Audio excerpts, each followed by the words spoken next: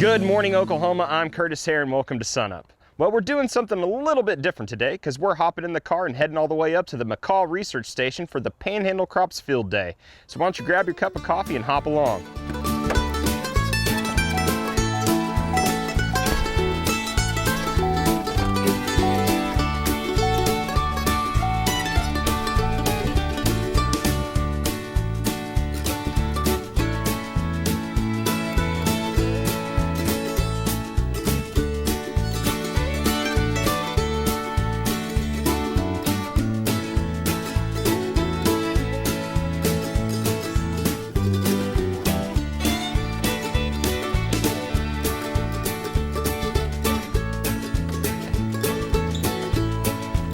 Well, we're finally here, so it's time to check in on Josh Lofton to see how summer crops are doing in this part of the state.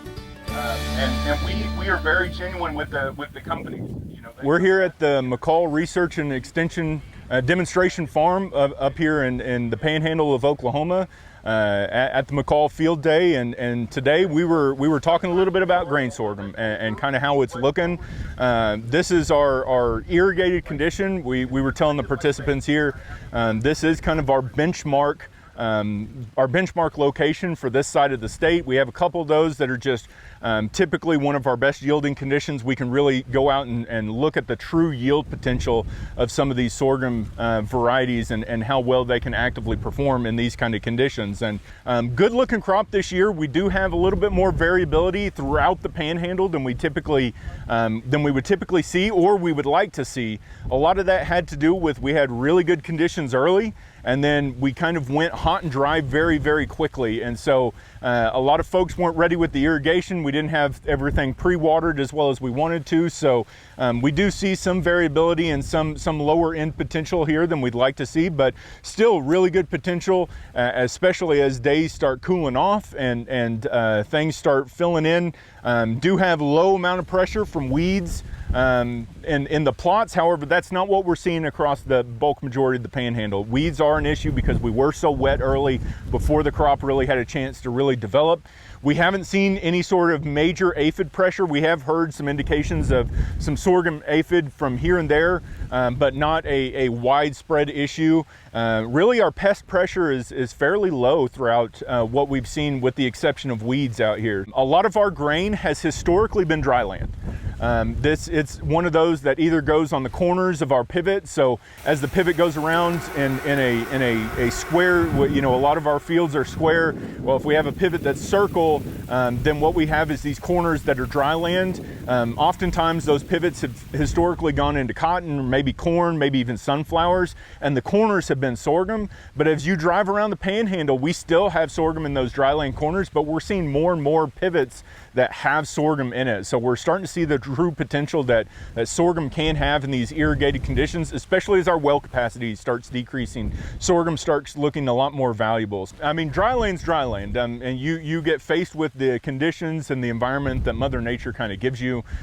So sometimes that can be a hot and dry condition like we experienced in 22, and that we're actually experiencing a lot more in 23 than we're talking about. Being in this situation where we've been hot and dry basically since July for the most part out here. We just are now starting to set berries on and go through pollination on our late stuff. We're starting to change color on our early stuff. And this is typically when we get a wet season. This part of the state typically goes through a wet period and a wet season at this time of year. Unfortunately, this year we aren't experiencing that. And so we are seeing some issues that we don't typically see out here because it was nice early and then dry when it's not supposed to be dry. And we'll see what the rest of the season brings us. But I think we can overcome that. We just need a longer season. We are a little bit behind. Typically at this time of year, most of the trial has changed colors or filled berries. We're just coming out of pollination on some of our stuff. So we are a little bit behind. We're gonna need an open fall, a delayed first frost date if we're gonna be successful on a lot of this crop out here.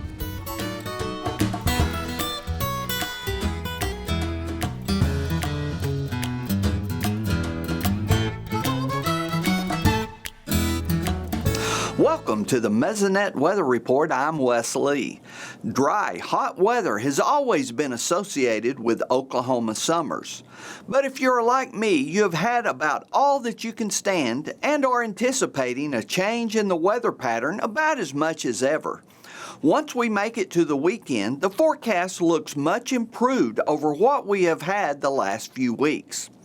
We did receive a little bit of rain for a few lucky ones last week, mostly in the central part of the state. While it was nice, it was not significant enough to have much impact on soil moisture or drought conditions. Soil moisture remains at a critically low state, especially in the shallowest zones. This map shows the percent plant available water from the surface of the ground to 4 inches. Single digits or low teen percentages are seen in red for most of the state. This is for soil under sod conditions and would somewhat represent no-till wheat fields. Deeper in the soil, from the surface down to 16 inches, the average percent plant available water does not look much better. Red single digits are common in all areas but the northeast, where they look a little better. Let's all hope the forecast rings true and cooler, wetter weather is indeed in store for us next week. Now here's Gary with more on next week's forecast. Thanks, Wes, and good morning, everyone. Well, hopefully we are getting some cooler and wetter conditions than what we've seen over the last 30 to 60 days because that flash drought has simply gotten out of control. Let's go to the latest drought monitor map and see where we are. Well, once again, we have a wide expansion of drought across the southern half to southwestern half of the state. Unfortunately, we've seen an increase in both the moderate to severe drought, a little bit of an increase in the extreme drought, and we've also seen a little bit of an increase up in north central Oklahoma and also across the western panhandle. So, you know, that 30 to 60 day period where we got very little rainfall, lots of extremely hot temperatures, that's when we saw that flash drought take hold and start to flourish. So hopefully, like I said, we get some different conditions in here. One of the biggest impacts we've seen would be the loss of soil moisture. This USDA map, ending to September 3rd, we saw the topsoil moisture go to 73%, short to very short. Just a month to a month and a half ago, we were at basically 15% of the state in short to very short conditions. So an extreme rapid drying of our soils across the state. You can see that pretty well on the consecutive days with less than a quarter inch of rainfall map. We did get a little bit of a reset in central Oklahoma, but by and large across the entire state, we're up to basically 25, 30, up to even close to 60 days across southern Oklahoma. So a long time without significant rainfall. Like I said, I hope we're getting different conditions now. Now for the good news, next week does look like we're going to see below normal temperatures, above normal precipitation, especially at above normal precipitation across the western half of the state where it's desperately needed. So hopefully this is a pattern change that gets us out of this flash drought situation, more of into a normal rainy fall pattern. So hopefully with this pattern change, we do get an interruption in the intensification of the drought. We'll keep an eye on it. That's it for this week. We'll see you next week on the Mesonet Weather Report. We're here with Cameron Murley, the Senior Station Superintendent here at the McCaull Research Station. And Cameron, we got a lot going on here today, but first let's kind of talk about what producers have been dealing with here in the Panhandle. All right, Curtis, thank you for coming out and seeing us today. Happy to be here. Yes, sir. We've had a very unique year in the Panhandle. Lots of rainfall. That's typically, it's not this green in the summertime when people have been out here. With the average yearly rainfall of 16 inches, we're pushing 22 inches here on the McCaull farm. Oh, wow. Since planting corn. So one of the big struggles, I guess, looking at this year producers have had, and you think you can always pick out something that's you know, could be better, right? Mm-hmm. Well, you're going to have struggles no matter what, and every year, this is my 15th year out here in the Panhandle and in the operations between the two research centers, but every year, nothing has been consistent between the weather patterns of each year. And so one of the struggles that we're dealing with this year, yes, we've had all the rainfall in the world. You've been able to turn the pivots down some early on, but from planting corn to pollination, So tasseling and pollination, the reproductive stage in that corn, we have not had to irrigate any, which is great, right?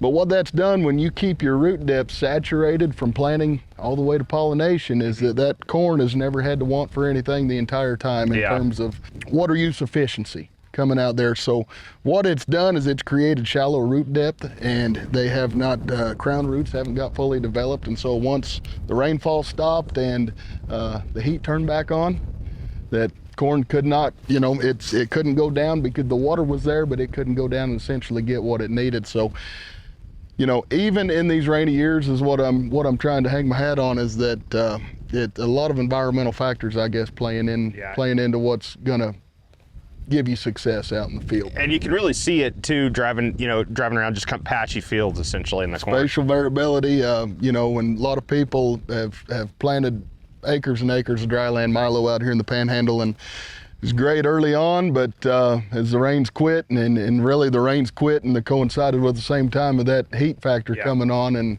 105 plus and windy, and solar where it's at, it's been hard on crops, and a lot of things have burned up. And that's one challenge, but earlier in the year you were dealing with some really severe drought, right? Really severe drought, coming off one of the hardest ones we've had since I've been out here in the Panhandle. I think we were just over a year without a quarter-inch rainfall, like 385 days, something like that.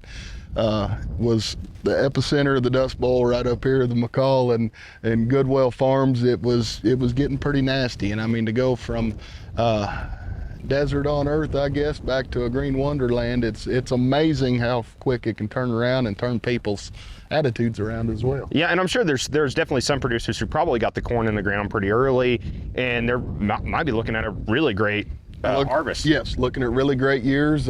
Producers definitely with the higher producing wells, they've been able to keep up and stay on top of it. Yeah, there's going to be some great yields coming out of the Panhandle. And what's great about these field days is you really get to come here and see the different management strategies, that can really have an impact on their bottom line overall. Exactly, and really goes to show how diverse. I mean, as you travel the state and you get to see the diversity moving from the rest of the state out here to the Panhandle, and I guess how we conduct it. So. All righty, thanks, Cameron. Yep, thank you, Cameron sir. Murley, Senior Station Superintendent here at the McCaull Research Station.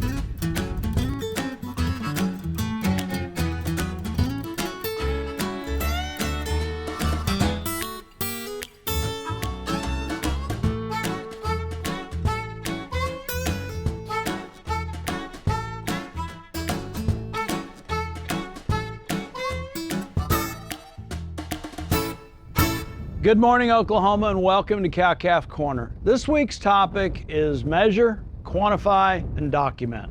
What do we mean by that topic? Well, basically, if we think about production agriculture, beef cattle production, or cow-calf production specifically, it is a math-based enterprise.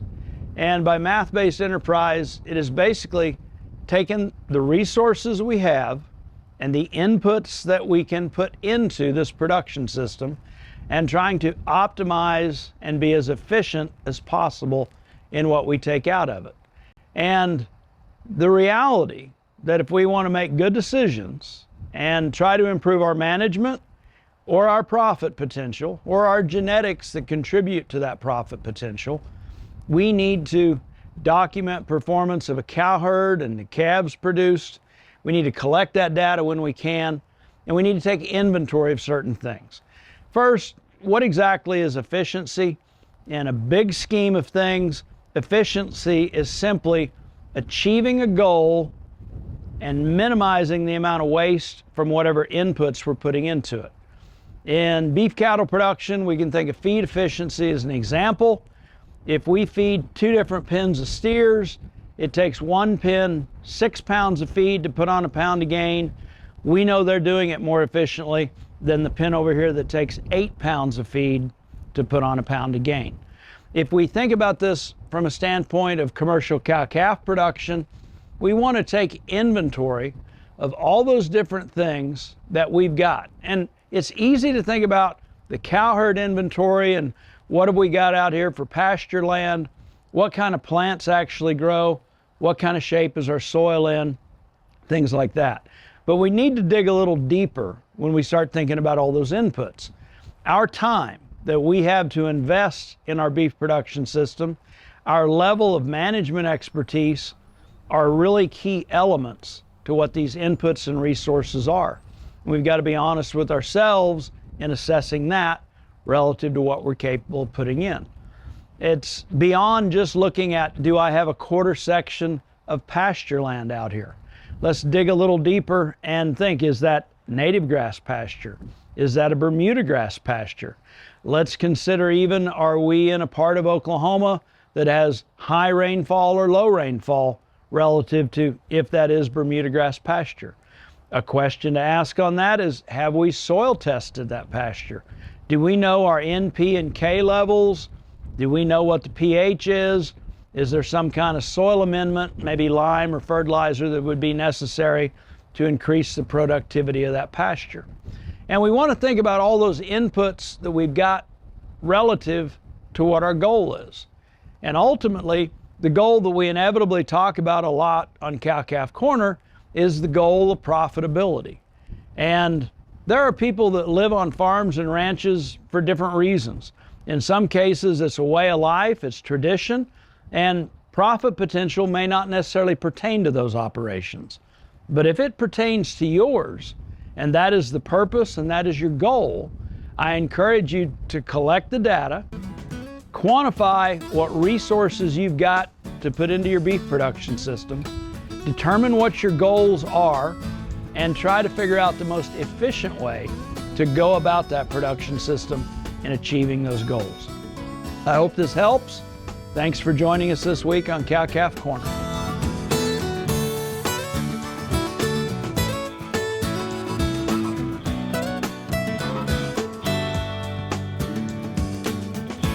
Dr. Kim Anderson, our crop marketing specialist, is here now. Kim, let's kick things off looking at how the 2023 harvest is coming along. Well, we've got about a 29.2 billion bushel world crop being harvested, 1.73 billion here in the United States.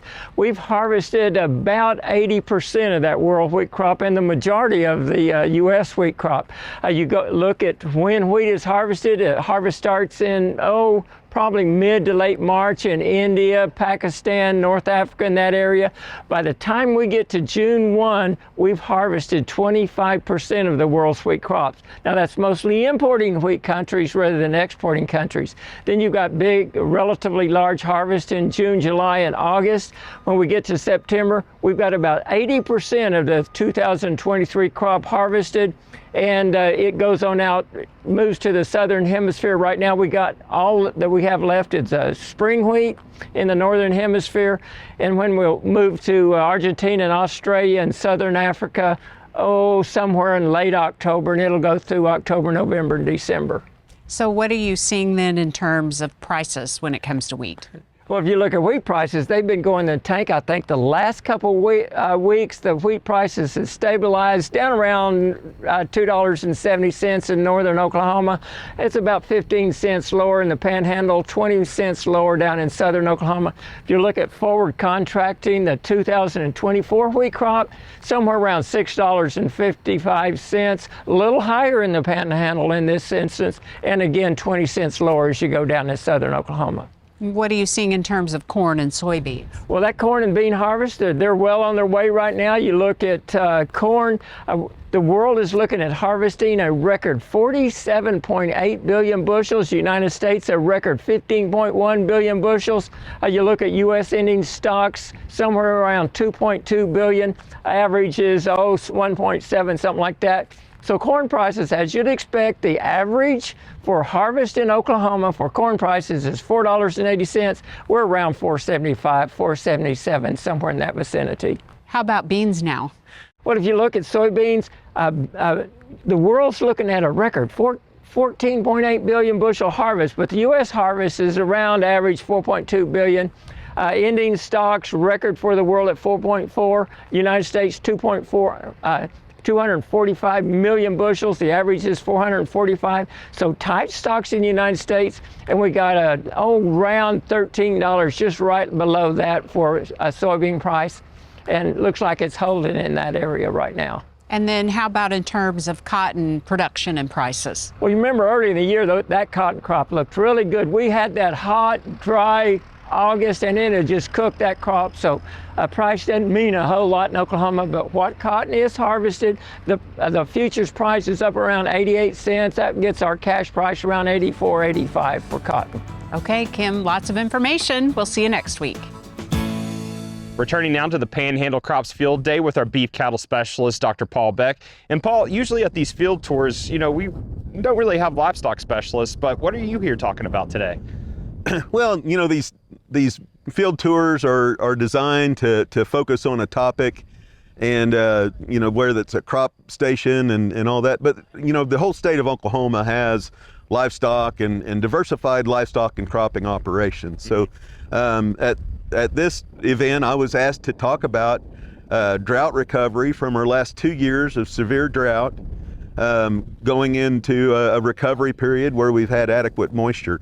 I was looking at some of the records, and in the month of June here in Cimarron County, they've gotten more rain than they did for the previous 22 months. So, it was severely dry, and then we've got some adequate moisture, so good growing conditions. So, they wanted to hear about how to recover from the drought the most effective way. So what are your management strategies to help with that?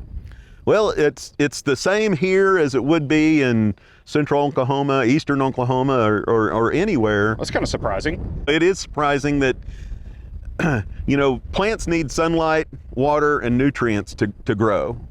And so to recover from a drought, you need to develop the leaf area and have a deep root system. And as you overgraze, you're limiting your top growth, but that's mirrored by the roots underneath. Mm-hmm. So as you graze it shorter, the roots get shorter, and that limits the plant's ability to capture moisture at a deep level and nutrients at a deeper level. So, we're trying to manage the growth of the plant, give it time to recover, and if we've really severely grazed it down, it's going to take more time to recover than if we have just a slight injury to that plant. The other thing is competition. We have weeds that can come into thin stands. That shades our crop. It harvests moisture deeper and nutrients. So there's competition that we need to control. Right now, producers are in this area. It's kind of looking like flash droughts creeping in. It hadn't rained in a little while. So what are some things producers can do during the drought, kind of pre-injury? We try to tell producers, no matter where they're at, to have a drought plan. And that gives you the ability to set benchmarks and understand ahead of time, we're going into a dry cycle.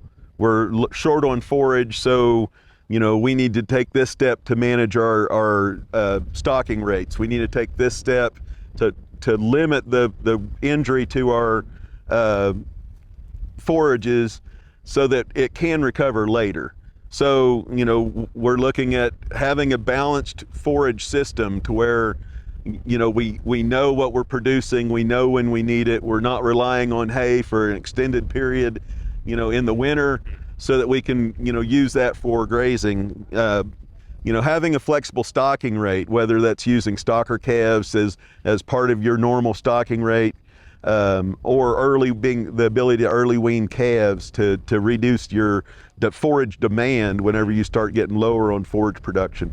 And then having a feeding plan. When it comes time, you've realized you're starting to damage your pastures, we're going to move those cattle to the base herd, those cattle we have to keep or really would need to keep to be sustainable in the future, move those to a sacrifice pasture, feed them there, and have something to feed them. So you're not damaging your entire ranch. All right, thanks, Paul.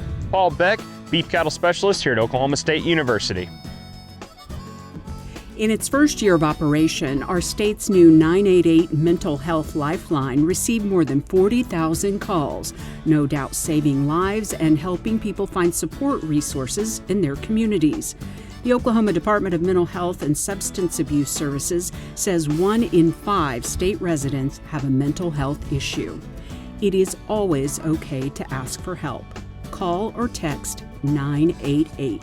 You can also find resources through OSU Extension on our website.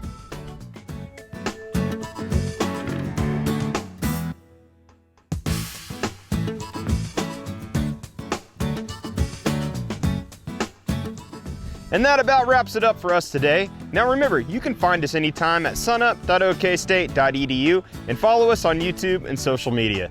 I'm Curtis Hare, and remember, Oklahoma agriculture starts at sunup. And we are very